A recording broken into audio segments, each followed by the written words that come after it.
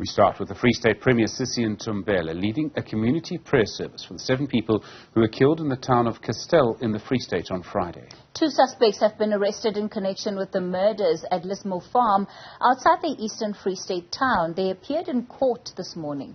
Tamala Mokhlari has been there for us. He's there now. Tamala, good afternoon to you. The Premier visiting one of the deceased's families.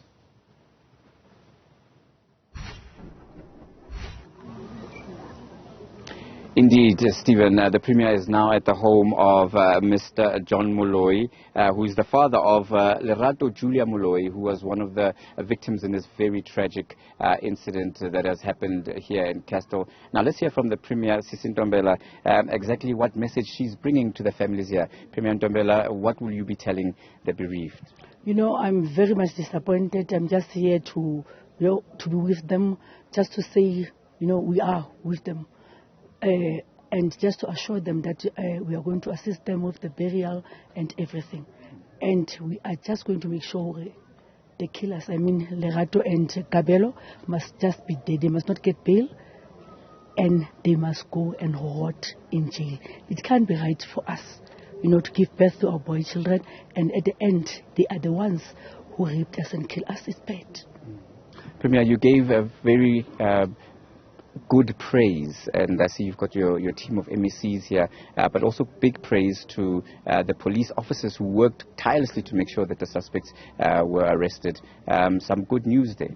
The commissioner, immediately after this incident happened, she called me and she said to me, Premier, I can assure you, within 24 hours, we are going to make sure that we know who are the people who have made this, and indeed it has happened. So I'm very much proud to have police who have, worked tirelessly to make sure that happens. And indeed, within 12 hours, we knew who are they, and definitely we had to do something for them, just to encourage them to say, please, we thank you very much, and encourage them even to work a little bit harder.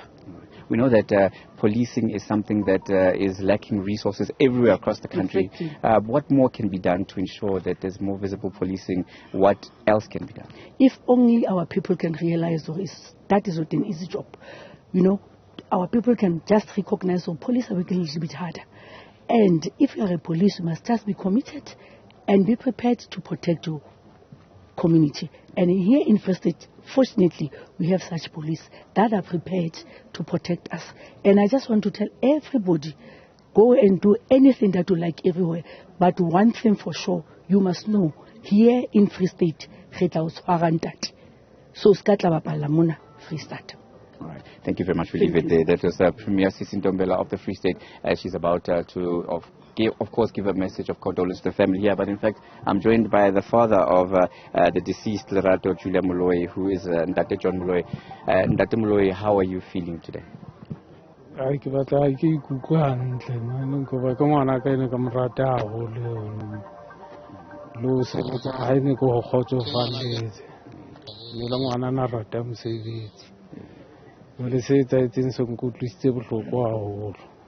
Unka lakatsa wana ho etsahalang ka bao ba tshwereng ho tuba amahane le se o hlahetseng. Ke lakatsa go molao sebetse haholo ho bona ba ske ba tswa tronkong ba dule ba le jwalo ho fihlela bophelo ba bona kaofela. Se ke se lakatsang seno. Unka mo hopola jwang Lerato ene le motho jwang? Ene le motho a lokile haholo, a na le mosa haholo, go hodisuwe ke nna le lebitso la gore e be Lerato na ratuwe heso ke nkgono le ntate. That was John Moloi, the father of one of the victims, Lerato Moloi, just remembering there and the last question, just how he remembers his late daughter, someone who was beloved, like her name indicates there, but also calling for the suspects in this particular case to face the full might of the law, saying that they should be locked up.